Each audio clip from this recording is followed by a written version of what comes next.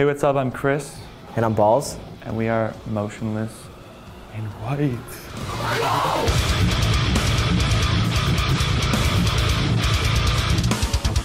We are 6 pale, skinny, white dudes who wear a lot of makeup. Started out more as like a metalcore band just because that's, what we were influenced by earlier on in our career. Now it's kind of just branching out into trying to do bigger and better things with other styles of music and other elements to really create something unique and special for people, the fans, rather than just hearing the same recycled bullshit over and over and over. Basically a band that tries to bring a horror film to life in music form. I can't say that there's any one specific film that would help define what our sound is. It's more of like movie score type stuff that really gets my creative mind going, like anything that Danny Elfman has done. The Edward Scissorhands score, just on point.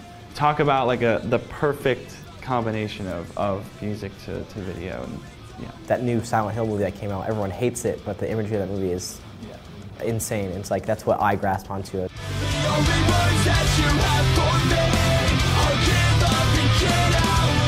Whenever I work with Cody, it's really interesting because it always ends up starting as this super grandiose, mega story, and then just gets scaled down more and more and more to really weed out what we didn't need. He came up with the faceless characters of having no face, no emotions, no nothing, and having them be removed, via cutting them off. The interpretation of the whole thing is awesome. Yes, so cool. They might be scary, but how positive our videos are. In the end, the message they always portray. Walk away from it with some form of hope or faith in themselves, or really anything.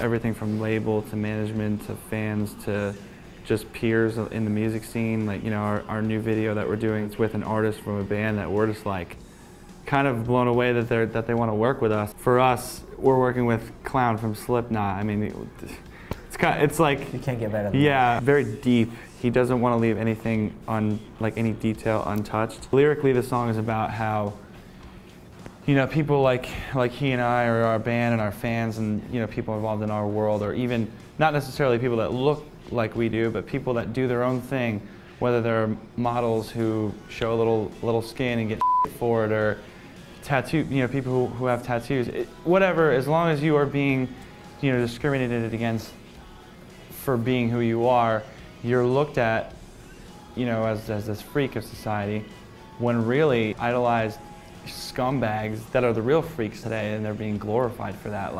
The coked out, strung out actresses and pop stars, the pedophile priests, handing convicts fame in HD, just Casey Anthony, point in hand, just every day for a month and a half straight, just glorifying the out of it. We're gonna have a freak show where, rather than the bearded lady and the tall man and the tattooed lady come out, it's going to be those iconic American scumbag characters that are just, put on the stage and being cheered on and glorifying these people. I'm a huge Freddy fan. I have a huge Freddy tattoo. That was the first horror movie I've ever seen, and ever since then, still scares the shit out of me. I'm the biggest wuss when it comes to horror movies, but I can't get away from them. The originals, the Freddy, the Jasons. Even though it's cliche, it's that's the one I always go to.